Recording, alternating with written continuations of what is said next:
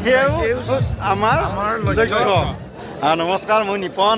আজি আমাৰ ইমান ভাগ্য তাৰমানে বিশ্লেষণ কৰিব নোৱাৰে। আমাৰ বুলি কওঁতে মনোজ মোৰ কিমান ভাগ্য বিশ্লেষণ কৰিব নোৱাৰি। সন্মুখত আছে অৰণ্য মানৱ ডক্টৰ যাদৱ পায়েং।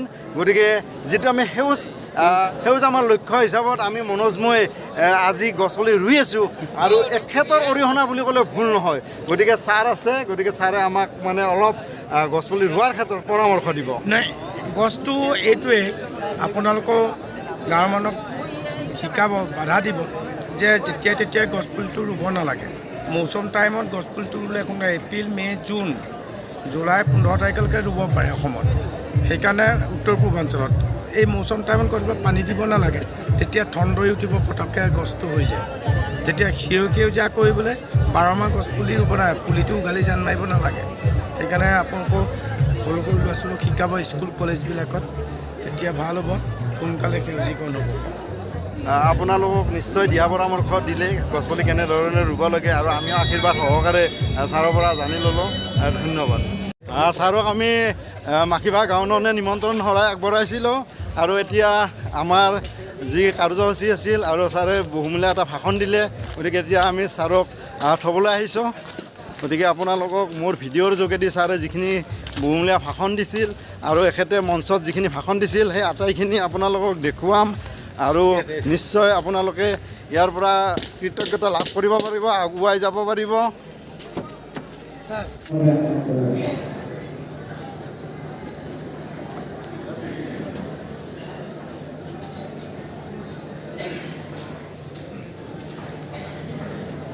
নমস্কাৰ। মাতৃভা সভাসকলে অনা সকলো পৰিয়ালে আৰু বিভিন্ন প্ৰান্তৰ পৰা অহা গণ্যমান্য ব্যক্তিসকলে আৰু মন্ত্ৰী, বিধায়ক আৰু সংবাদ মাধ্যম সকলোৰে শ্ৰদ্ধা, বিশেষকৈ মৰমৰ ছাত্ৰ ছাত্ৰীৰ ঘৰত থাকি শিকাইছিল গছ পুলিটো ৰুলেই নহ'ব, গছ পুলিটো ৰুই প্ৰতিপালন কৰি ডাঙৰ কৰা, গছৰ গুণাগুণ আৰু গছৰ নাম জানিব হাতে কামে কৰি দেখাইছিল।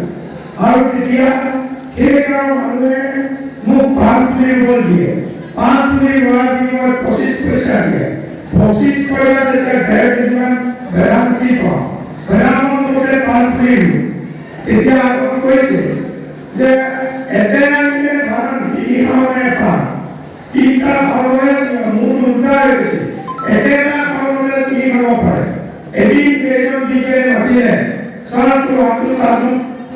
তেতিয়া মোক কৈছিল, তই এইটো কাম কৰিবি, এদিন পৃথিৱীৰ আদৰ্শনা হবি, এইবোৰ কৰিলে চাবি কুকুৰে বকি থাকিব, হাতীয়ে ধুইলে চা, তোৰ কামটোৱে কৰিবি। এতিয়া মই বুজি পোৱা নাই, মোৰ 14-15 বছৰ বয়স আছিল। তেওঁলোকে বুজাইছিল বিশ্বৰ আটাইতকৈ উপকাৰী হ'ল বাঁহ। বাঁহ ৰুলে ছাঁ হ'ব, ছাঁ হ'লে হাত নমৰিব আৰু গছ পুলি ৰুই থাকে। তেওঁলোকে 50টা বাঁহৰ পৰা 25টা বাঁহ দিলে। হাতৰ কাইলৈ ঘেৰিলৈ 50টা মাটি কলহ কিনি আনি ফুটা কৰি ধান খেৰ তাত সোমাই 5 দিনৰ মূৰে মূৰে পানী দি বাঁহ নপকৈ গজালিয়াই গছ যিবোৰ গছ পুলি ৰুওঁতে 30 বছৰত অব্যৱহাৰিত কৰি হ'ল।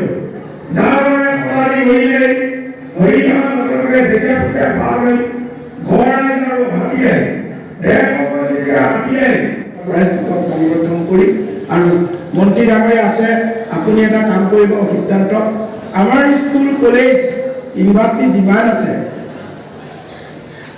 ক্ৰিকেট গাৰ্ডৰ ফিল্ডত শিক্ষা দিব লাগে। সেইবোৰ ৰেঞ্জাৰবিলাকে যিমান জানে, IAS IPS বিলাকে ইমান নাজানে, তেওঁলোকে প্ৰেক্টিকেল জানেতো। সেইকাৰণে মাহেকত এদিন দুদিন ক্লাছ ল'ব লাগে। সকলো ছাত্ৰ ছাত্ৰীক মাতি DCৰ পৰা মন্ত্ৰীসকলেতো গুৰু দিয়ে, কাৰণ আমাৰ প্ৰেক্টিকেল নলেজ একদম নাই। সেইকাৰণে মই সেই আশাৰে কৈছোঁ, আপোনালোকক অনুৰোধ কৰিছোঁ, প্ৰত্যেকটো জিলাত মাহেকত এবাৰ দুবাৰ ক্লাছ ল'ব লাগে হাতে কামে। তেতিয়া আমাৰ ল'ৰা ছোৱালী সোনকালে শিকিব আৰু তাহাঁতৰ ওপৰত ভৱিষ্যত আছে। সেইকাৰণে তাহাঁতক শিকোৱাটো আমাৰ কাম। বহু ক'বলৈ মন থাকিলেও মোৰ দৰে কাইলৈ ভাৰতীয় সামৰিক বাহিনী প্ৰগ্ৰেম আছে, সেইকাৰণে মই ইয়াকে কৈ মোৰ বক্তব্যটো সামৰণি মাৰিছোঁ।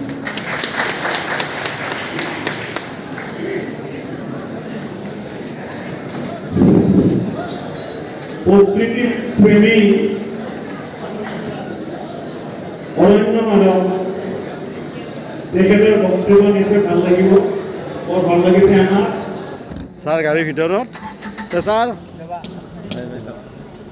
এনেধৰণে পায়েন ছাৰ আমি মাখিবা গাঁও উন্নয়ন সমিতিয়ে বিদায় দিলোঁ ছাৰে গুচি গ'ল ছাৰৰ লগত উঠা ভিডিঅ'টো আপোনালোকৰ চাই ভাল লাগিছে তেনেহ'লে লাইক শ্বেয়াৰ কমেণ্ট কৰিব আৰু মঞ্চত ছাৰে যিখিনি ভাষণ দিছে সেই ভাষণখিনি আপোনালোকে আখৰে আখৰে পালন কৰিলে নিশ্চয় এদিন আমি পলিউশ্যনৰ পৰা বাচিম সেউজ আমাৰ লক্ষ্য অনুষ্ঠানটো আমি যি ধৰণে কৰি আছোঁ নিশ্চয় অসমখন সেউজমুৱা হ'ব তো আজিলৈ এৰিছোঁ